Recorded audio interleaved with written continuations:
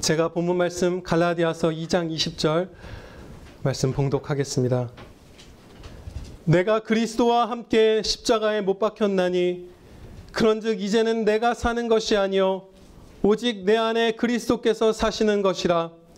이제 내가 육체 가운데 사는 것은 나를 사랑하사 나를 위하여 자기 자신을 버리신 하나님의 아들을 믿는 믿음 안에서 사는 것이라. 아멘. 본문 말씀 갈라디아서 2장 20절 말씀, 내 안에 계신 그리스도께서 사시는 삶이라는 제목으로 선포하도록 하겠습니다. 이 말씀은 성경에 기록되어 있는 기적들, 그리고 모든 인류 역사 가운데 있었던 기적들 중에서도 기적입니다. 너무나 큰 기적이에요. 이제는 내가 사는 것이 아니요 오직 내 안에 그리스도께서 사시는 것이라. 이 놀라운 말씀은 문학적으로 과장한 표현이 아닙니다. 모든 성도에게 실제로 일어나는 영광의 역사예요. 믿음이 장성하고 순종하면 할수록 이 말씀이 참으로 쉽게 경험되어질 것입니다.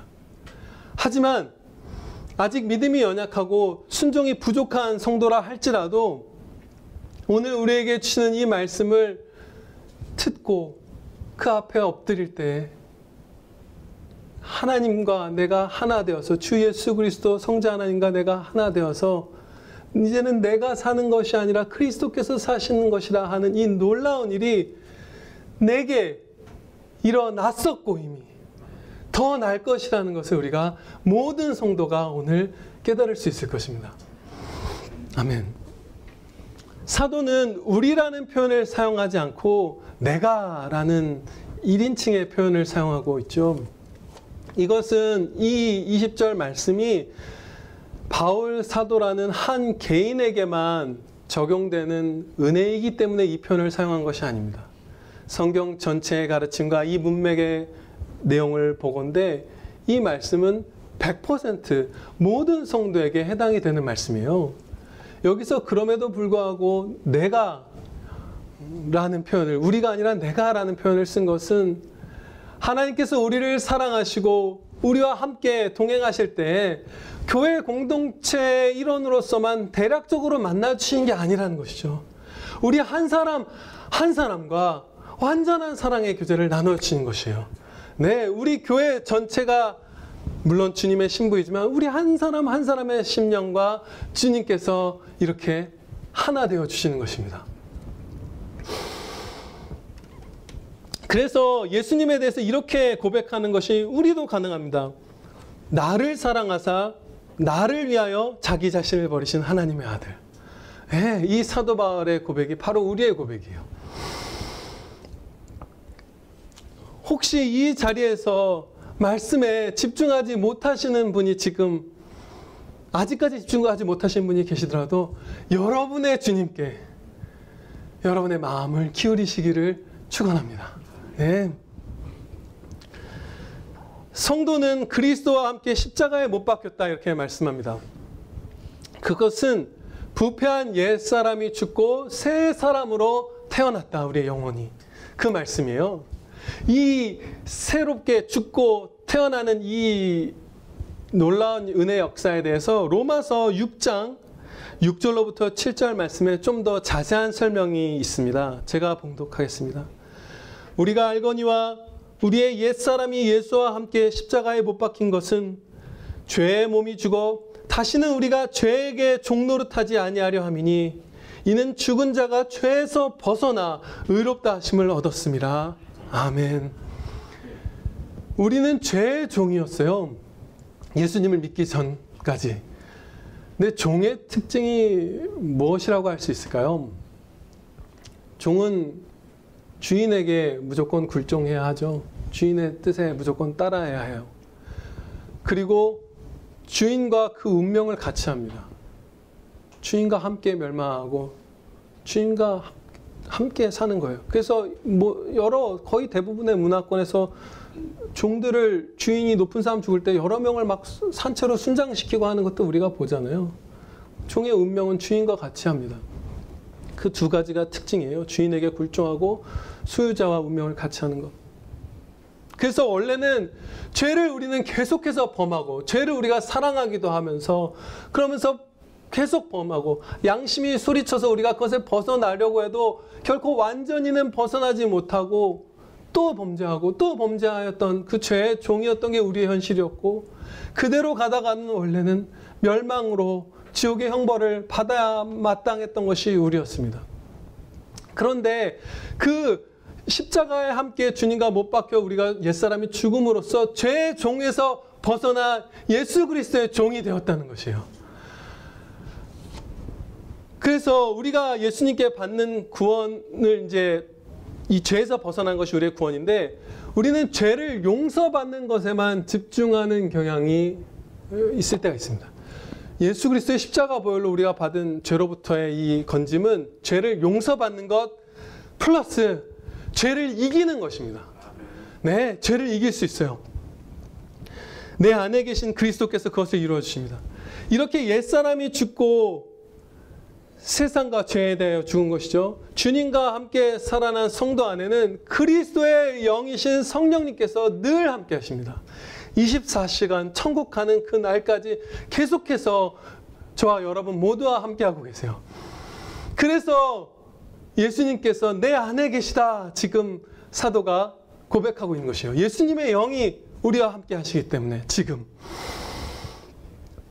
그래서 우리는 단지 육체가 숨을 쉬는 이 생명 말고 영원한 영적인 생명을 이제 누리게 되었습니다.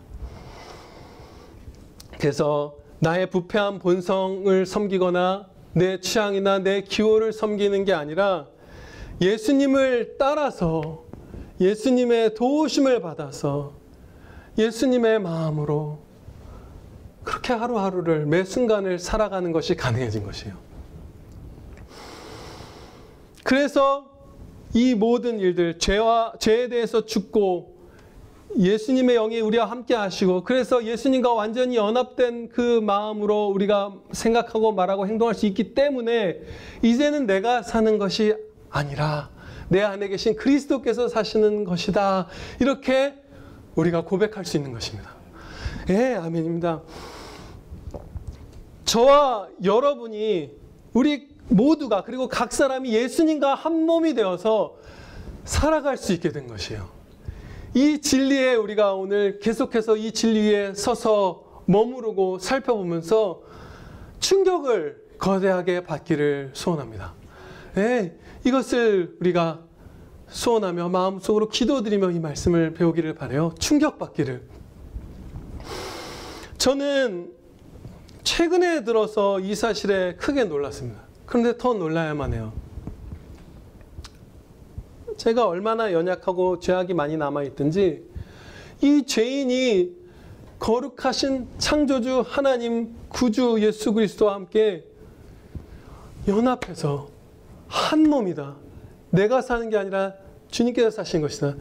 주님의 마음이 그대로 내 마음에 겹쳐져 있고 주님이 행동하듯이 내가 행동하고 하는 이 삶을 우리가 살 수 있게 되었음에도 불구하고 제가 살 수 있게 되었음에도 불구하고 이 기적 중에 기적 앞에서 별로 놀라지 않았었어요. 엄청난 충격을 받아야 되는 것이잖아요. 우리가 예를 들면 뭐 사진 찍는 자매님 오늘 못 오셨네요. 아프셔서. 그런 분이 있으면 예를 들면 일을 하는데 무슨 뭐 뉴욕에 있는 보그 무슨 본사가 뉴욕에 있나요? 그 패션지 최고의 패션지의 그 편집장과 함께 발맞춰서 같은 사무실 쓰면서 일하게 된 거예요. 노래하고 싶었던 우리 뭐 성호 형제 같은 경우 옛날에 한때 그 꿈을 품었었는데 갑자기 그냥 자기가 방탄소년단 멤버가 된 거예요. 아니면 박효신 좋아했었으니까 박효신과 듀엣을 하게 된 거예요. 얼마나 우리가 충격받겠어요. 그 내가 정말 사랑하고 정말 탁월하게 느껴지고 하는 존재들과 하나가 돼서 그야말로 2인 삼각을 한다는 게 얼마나 사실 2인 삼각보다는 주님이 저를 이렇게 붙들어 주시는 것이죠.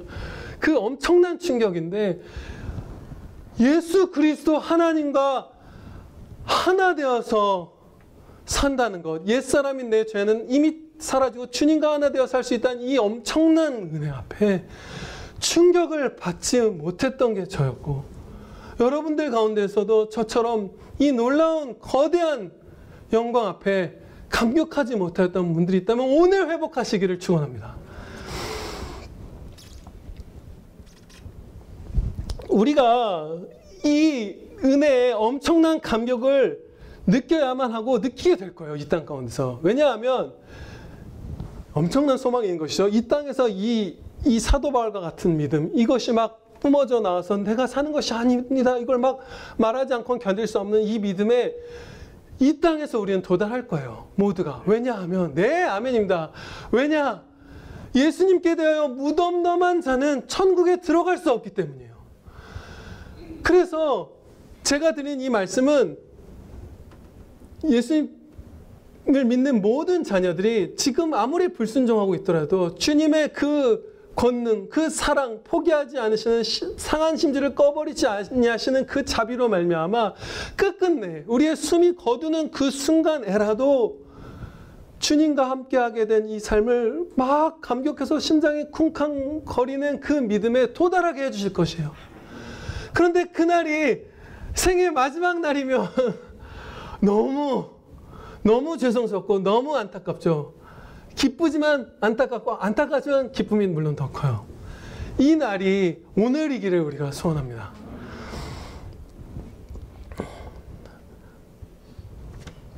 우리가 순종할 때 우리의 심령과 우리 마음의 생각들 그리고 우리의 행동이 이전 예수님 믿지 않을 때와 얼마나 다른지 우리가 주목해 보아야 합니다. 이제 집에 돌아가셔서도 한번 곰곰이 생각해 보세요. 내가 예수님 믿지 않았을 때 어땠었지? 어떤 생각하면서 살았지?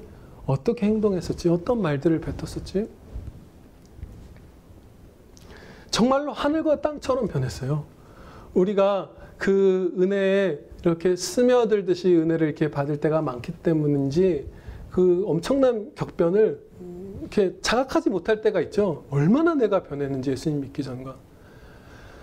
그런데 저와 여러분들 이 가운데 가장 믿음이 약한 성도라 할지라도 예수님과 하나 되어서 행한 적이 있거든요. 예수님의 마음으로 누군가를 사랑해 본 적도 있고 예수님의 마음으로 공부를 하든 일하든 무슨 청소를 하든 무엇이든 해본 경험이 다 있어요. 우리에게는. 그것이 아예 없는 성도는 없어요. 그 하늘과 땅처럼 변해버린 죄의 종이었다가 예수님의 신부가 되고 예수님의 몸이 된 그 경험을 곰곰이 생각해 보시기를 간청합니다. 엄청난 변화가 여러분들에게 있었고 기뻐할 수밖에 없어요. 생각하면 할수록. 주님과 하나 되기 전에는 결코 닿을 수 없었고 상상할 수조차 없었던 그 엄청난 영광이 우리에게 주어졌는데요. 천국 백성의 마음과 행동을 우리가 가지게 되었는데 이 표현으로도 우리가 부족합니다. 그래서 좀 더 이 부분을 자세히 묵상할 텐데요. 살펴볼 텐데요. 첫째로 우리는 예수님의 마음을 단지 멀리서 지켜보면서 관찰하는 것만이 아니라 그렇게 누리는 것이 아니라 우리의 마음이 우리의 영혼이 예수님의 마음으로 꽉 차는 것을 통해서 경험합니다. 그 방식으로. 그 엄청난 일이 일어나요. 우리가 하나님의 말씀을 아멘하며 순종할 때에 성령님의 그 다스리심에 순종할 때에 예수님의 마음을 가까이 오셨네 주님의 마음을 이렇게 본 게 아니라 내 마음이 예수님의 마음이 됩니다. 엄청난 경험을 하는 거예요. 그리고 둘째로 정말로 내 팔이 예수님의 팔이 된 것처럼 행동하는 은혜를 우리가 경험합니다. 만약에 내가 예수님의 마음을 품고 팔을 뻗어 청소를 했다면 그것은 예수님의 팔로서 행동을 한 것이에요.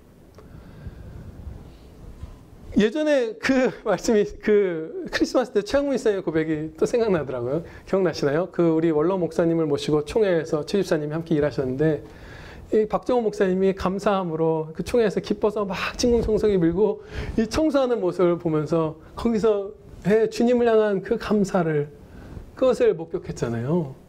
우리의 아주 작은 행동, 설거지하는 거 이런 거에서도 무슨 버스 탈 때 무슨 기사님한테 인사하는 거 이런 거 하나하나에서도 예수님의 몸으로서 내가의 몸을 움직여서 행동하는 것을 경험합니다. 예, 우리의 팔을 뻗어서 사랑하는 사람의 등을 만지면서 격려할 때, 우리가 넘어진 자를 일으킬 때, 우리가 예수님의 마음을 품고 일할 때, 공부할 때, 항상 우리는 우리의 몸이 정말로 예수님의 몸으로 이 땅 가운데서 움직이는 것을 체험합니다. 또한 그때에는 상대방도 나를 통해서 예수님의 손길을 목격하게 돼요. 예수님의 마음의 그 영광, 주님의 그 사랑, 주님의 거룩하심, 그것을 상대방도 목격하게 됩니다. 그것을 얼만큼 자각할지는 상대방의 상태에 따라서, 주님의 역사하심에 따라서 다르겠지만, 우리는 분명히 예수님의 마음을 품고 예수님의 마음을 따라 행동할 때 내 주변 사람들에게 주님의 영광을 비추는 것입니다. 또 우리가 세 번째로 예수님의 사랑의 마음으로 또 성경 말씀을 따라서 말할 때 우리는 예수님과 하나 된 자로서 말하는 것입니다. 만일 누가 말하려면 하나님의 말씀을 하는 것 같이 하라. 이는 범사에 예수 그리스도로 말미암아 하나님의 영광을 받으시게 하려 함이니라. 아멘. 베드로전서 4장 11절 말씀입니다. 이처럼 생각이, 우리의 마음이 예수님의 마음으로 꽉 차고 우리의 행동이 예수님의 행동이 되고 우리의 말이 예수님의 말이 되는 이 엄청난 기적 중에 기적이 모든 성도, 성령님께서 함께 해주시는 모든 성도에게 이 은혜가 펼쳐져 있습니다. 계속해서 본문 말씀을 배우면서 이 거대한 은혜에 주여 탐복할 수 있게 해주시옵소서. 사도는 이제 내가 육체 가운데 사는 것은, 이렇게 말씀을 이어가죠. 내가 육체 가운데 사는 것은, 이렇게 가운데 부분에 사도가 말씀을 합니다. 나는 죽고 예수님만 사신받은 삶을 살 때 우리의 행동, 우리의 말, 생각이 다 변한다고 했죠. 다 변하는데, 우리 영혼도 변했는데 육체만은 똑같아요. 옛사람과 우리 그 불신자분들과 육체만 똑같은 거예요. 그래서 이제 내가 육체 가운데 사는 것은 이라고 하면서 그 육체는 동일하다, 오직 그 육체만큼은 동일하다 하고 이제 뒤집혀진 것들, 격변이 일어난 엄청난 영광된 변화를 이제 얘기하기 시작합니다. 나를 사랑하사, 이제 내가 육체 가운데 사는 것은 나를 사랑하사 나를 위하여 자기 자신을 버리신 하나님의 아들을 믿는 믿음 안에서 사는 것이라. 아멘. 완벽하게 변해버린 거예요.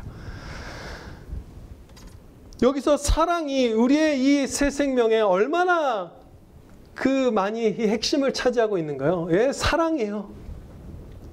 하나님께서 피조물이며 죄인인 우리를 대신해서 죽어주신 그 사랑이 우리의 이 새 생명의 전부를 차지합니다. 하나님의 나라에 들어가도 하나님과 사랑하는 사이가 아니면 그 사람은 죽은 거예요. 사랑이 생명입니다. 하나님의 사랑이. 이 하나님의 말씀을 배우는 목적도 하나님을 알아서 사랑하기 위함이에요. 이 설교를 여러분이 지금 듣고 계시는 이 은혜의 목적이 하나님 사랑하게 해주시기 위함이에요. 우리는 하나님의 전신갑주를 입고 치열하게 영적 전투를 치르죠. 근데 그 전투의 목적은 무엇이죠? 예, 하나님 사랑하는 것이고 이웃을 내 몸과 같이 사랑하는 것이에요. 우리는 사랑의 삶을 살도록, 하나님 사랑받고 하나님을 사랑하는 그 삶을 살도록 우리가 다시 태어난 것이에요. 믿음을 가진 것이죠. 이 진리를 깨닫는데 우리가 나는 죽고 예수님이 사신받은 그 삶이 그야말로 사랑으로 들끓는 충만한 삶이라는 것을 깨닫는데 아가서 말씀이 굉장한 그 은혜가 됩니다. 큰 도움이 돼요. 다 함께 아가서 1장을 펴보시겠습니다. 구약성경 961페이지입니다. 구약성경 961페이지 아가서 1장 말씀을 펴시겠습니다. 이 아가서의 1장 1절이 우리말 성경에서는 솔로몬의 아가라 이렇게 되어 있는데요. 여기서 아가라라고 되어 있는 부분이 히브리어 원문을 보면 노래들 중에 노래라 이렇게 되어 있어요. 최상급의 표현이죠. 최고의 노래라는 거예요. 아가서야말로 노래 중에 최고다. 열왕기상 4장 말씀 보면 4장 32절 말씀 보면 솔로몬이 평생에 지은 노래만 해도 1005곡이었다 이렇게 기록하고 있어요. 이 사람이 아주 아버지처럼 다윗처럼 노래에 능한 사람이었어요. 아주 가장 명철했던 사람이죠. 1005곡의 노래를 지었는데 그 중에서도 최고고 이 땅 가운데 있는 그 셀 수 없이 많은 사람들이 만든 더 많은 그 곡들 중에서 최고의 노래는 바로 이 아가서다. 지금 성령님께서 그렇게 말씀하시는 거예요. 이것보다 나은 노래는 우리는 천국에서 이제 만나야 될 것입니다. 여기서는 이게 최고예요. 근데 이 노래가 내내 다루고 있는 그 내용이 신랑이신 주 예수 그리스도와 신부인 교회의 사랑입니다.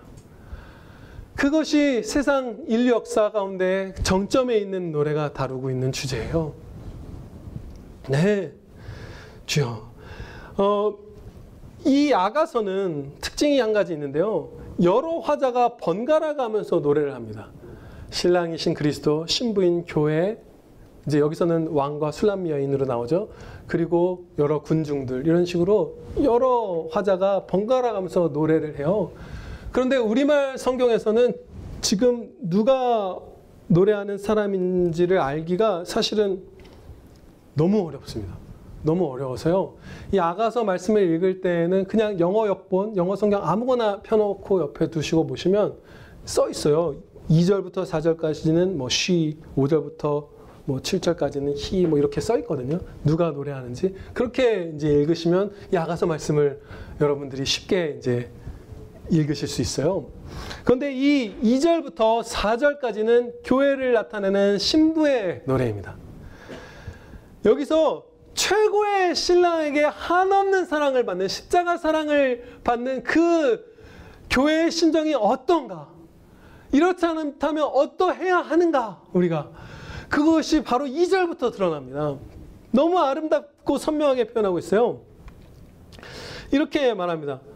이제 한 가지 먼저 부연 설명을 드리는 게 적절하겠네요. 이것은 이 노래에서 1차적으로는 신부가 왕에게 노래하는 것이고 신랑인, 그리고 궁극적으로는 그리스도께 교회가 노래한 것이기 때문에 이 말투가 우리나라 말 성경의 이 말투보다는 이렇게 경어체로 하는 것이 더 와닿을 것이에요.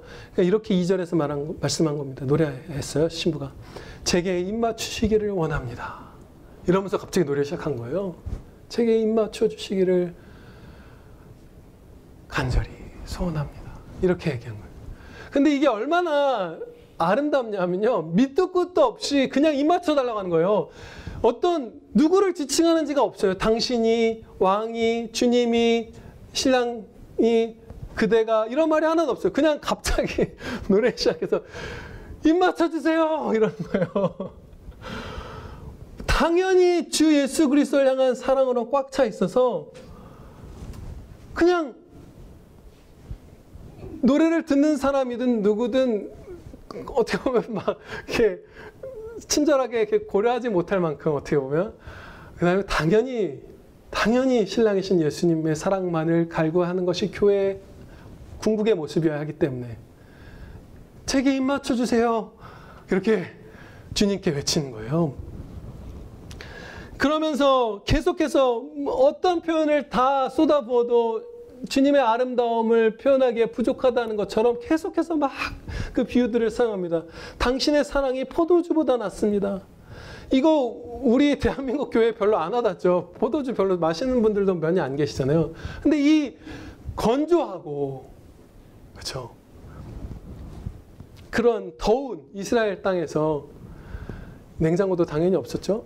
그때 이렇게 잘 보존되는 이 향기롭고 막 그 과일 맛이 나고 향이 나는 이 포도주, 이거야말로 제일 영혼을 만족시키고 육신을 만족시키고 이런 것들의 상징이잖아요.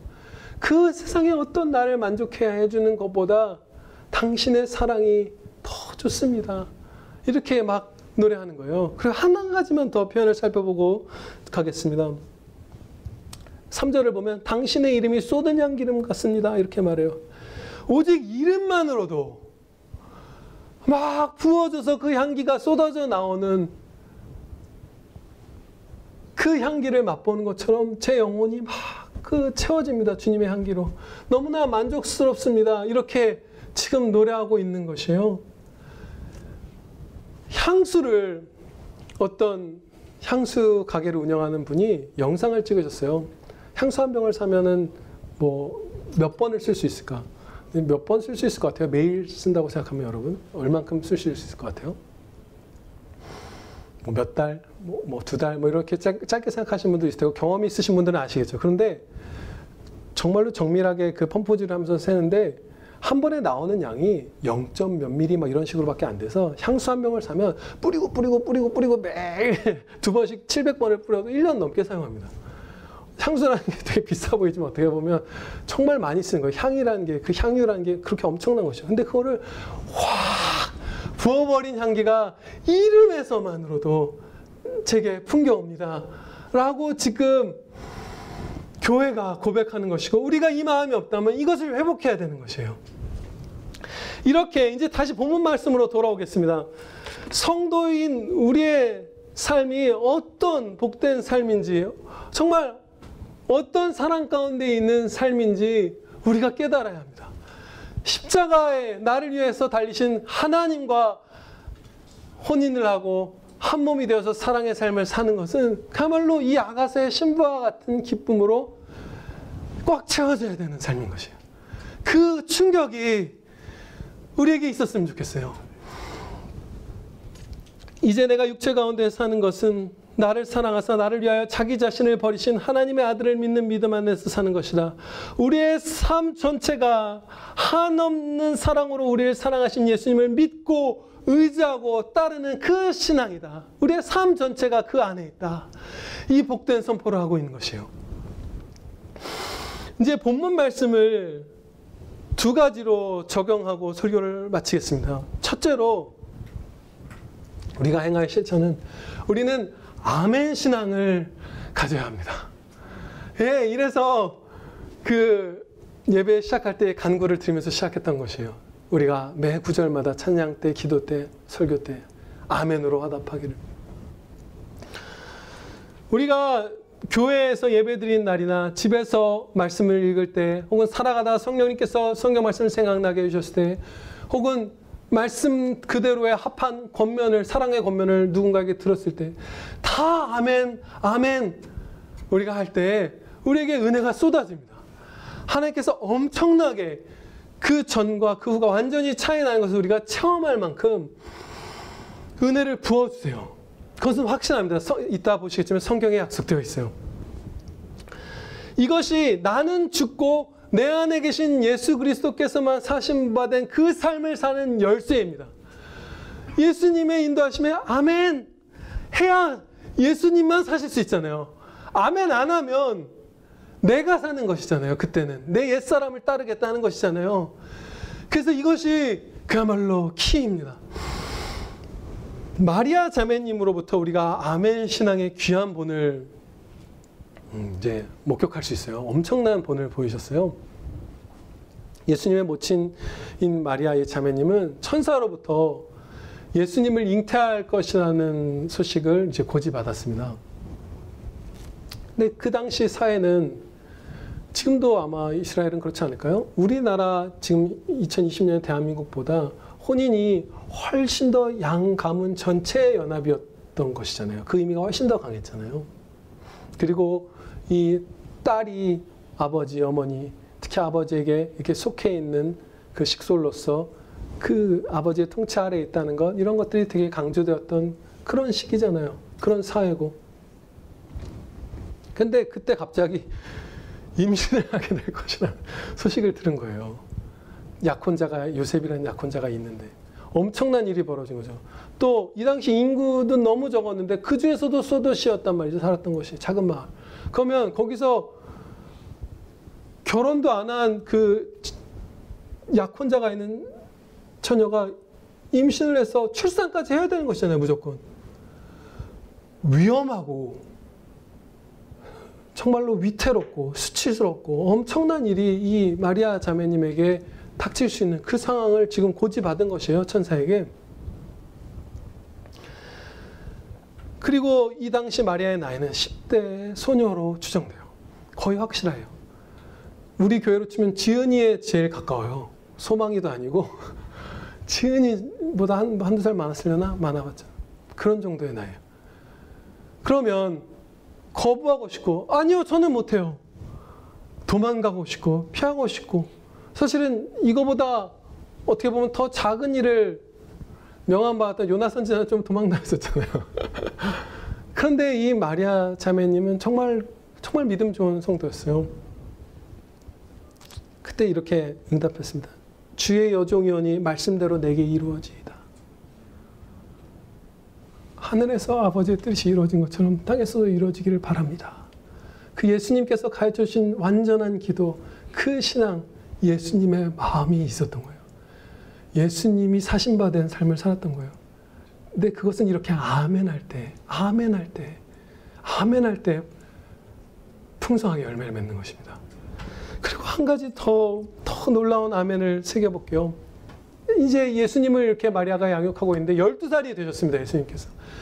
6월절에 이스라엘 식구들이 이렇게 절기를 지키러 예루살렘 성전으로 올라갔었잖아요. 이제 마리아 자매님 그리고 그 아버지 요셉은 같이 자녀들을 데리고 올라갔던 것이에요, 성전으로. 그리고 6월절 절기를 마치고 고향 땅으로 돌아오는데 하룻길을 왔는데 예수님이 안 계신 것이죠. 당연히 동행 중에 있을 거라고 생각하고 하루만큼을 왔는데 12살밖에 안 된, 우리나라로 치면 초등학교 6학년 정도밖에 안 되는 아이가 사라져버린 것이에요. 그래서 친족들에게 찾아보고 없어서 계속해서 찾으면서 거슬러 올라가서 예루살렘 성전에서 3일 만에 이 아들을 다시 찾았다고 성경 말씀에 기록하고 있어요. 이때 마리아 자매님의 심령이 어땠을까요? 그 방황하며 찾아 헤맨 것을 보면 어떠한 계시도 하나님께 받지 못한 상태예요. 그냥 그야말로 아들을 잃어버린 것이고 아무 응답도 없었던 상황인 것이에요. 그야말로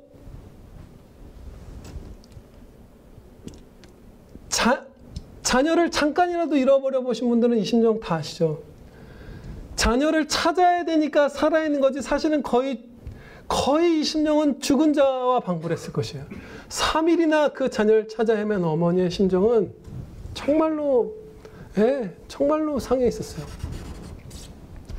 그런데 예수님을 이제 만났을 때 이제 마리아가 이렇게 말했습니다. 아이야, 어찌하여 우리에게 이렇게 하였느냐? 보라, 너의 아버지와 내가 근심하여 너를 찾았노라. 근데 이 말씀을 들은 예수님께서는 마리아 자매님과 이렇게 선을 긋는 말씀을 하셨어요. 이 육신의 관계, 육신의 모친의 관계를 내려놓으십시오. 사실은 여기 그렇게 표현 안 했지만 거의 여인이여 그것을 내려놓으라 이렇게 말씀하신 것과 같은 응답을 하셨어요. 뭐라고 말씀하셨냐면 그 12살 아들이죠, 마리아에게는. 예수께서 이르시되 어찌하여 나를 찾으셨나이까? 내가 내 아버지 집에 있어야 될 줄을 알지 못하셨나이까? 마리아의 말을 정반대로 뒤집은 거예요. 이렇게 말했잖아요, 마리아는. 보라, 집중해봐.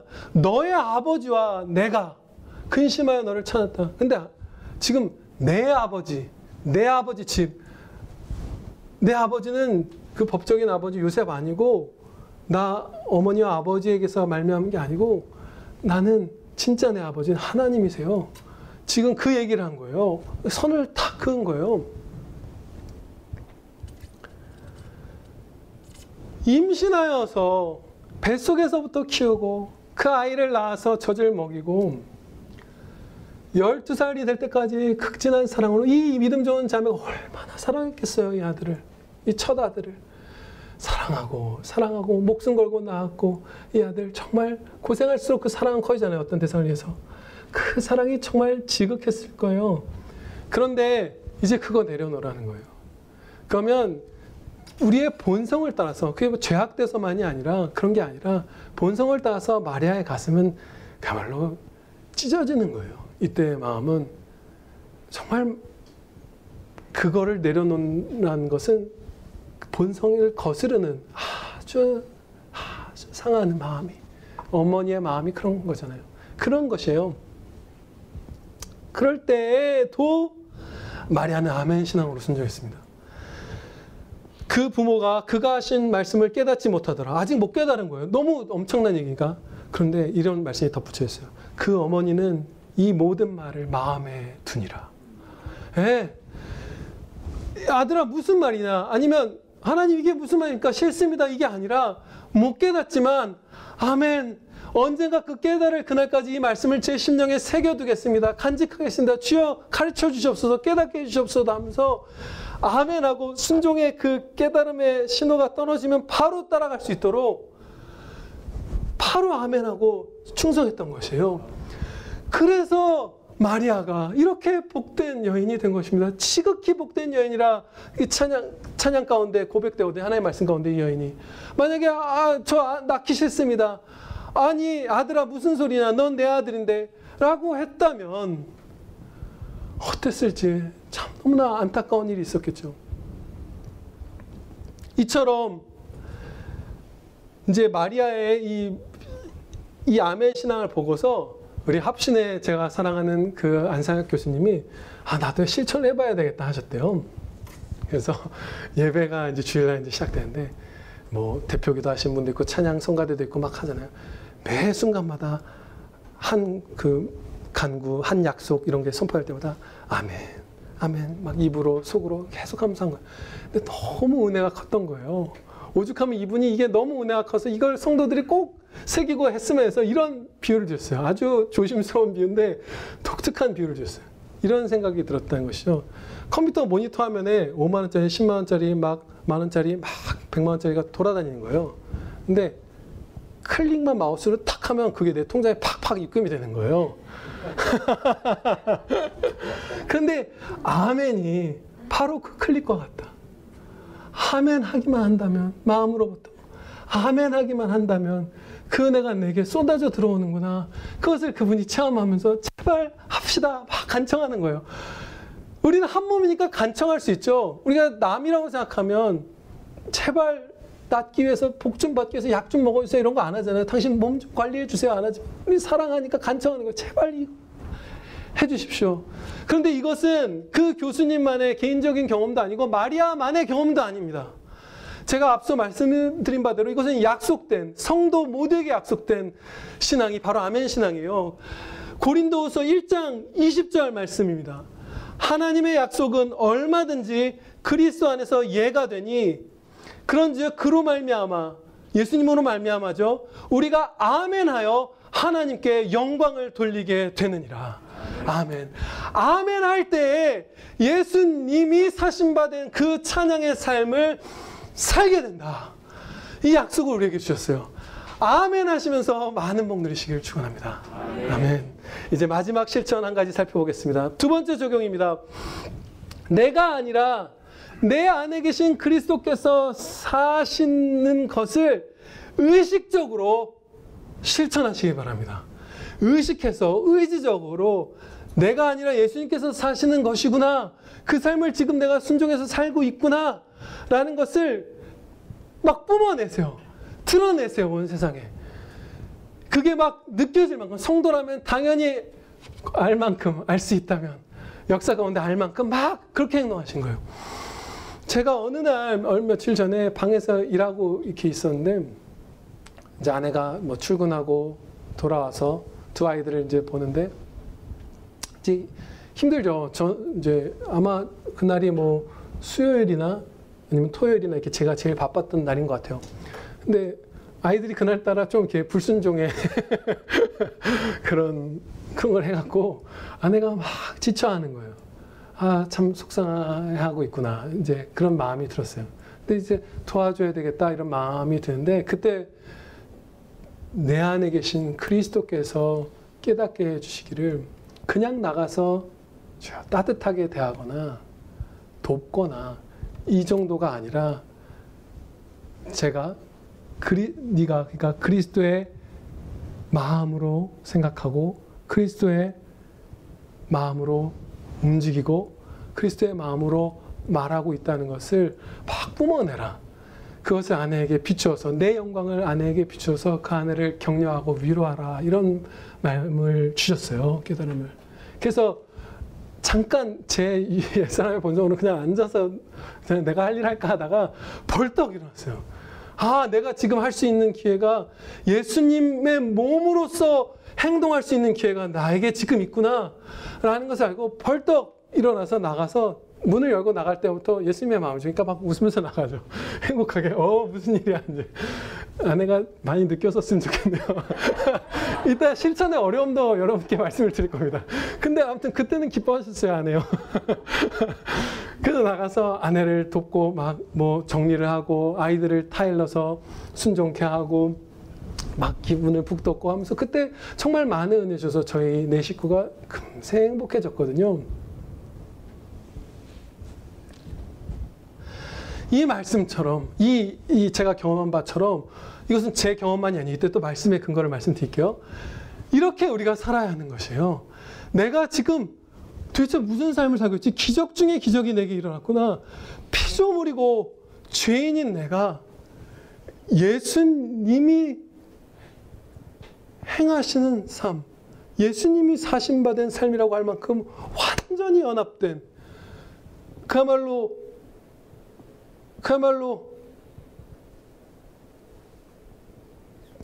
이런 표현을 써도 될런지 모르겠지만 범신론, 우리도 신이다라고 하는 그 참혹한 이단이 되기 직전까지 우리를 끌어올려 주시는 것 같아요. 정말 말할 수 없는 영광, 말할 수 없는 은혜죠. 도대체 어떻게 이런 우리의 생각으로는 감히 할 수 없는 표현을 써주신 거잖아요. 성령께서 바울의 입을 주장하셨기 때문에 이 표현을 바울이 감히 쓸 수 있었던 것이에요. 아니었으면 쓸 수 없었던 것이에요. 내가 죽고 내 안에 계신 그리스도께서 사시는 게 내 삶이다. 어떻게 감히 죄인이 그런 주장을 해요? 피조물이. 그 삶을 우리가 살 수 있는 것이잖아요. 그러면 그것을 너무 기뻐하면서 막 충격받으면서 드러내야 하는 것입니다. 어디에 계시든지.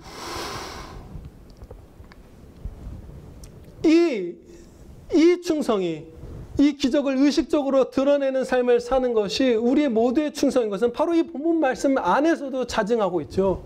사도 바울이 내가 그렇게 살고 있다라고 지금 고백하고 있는 것이에요.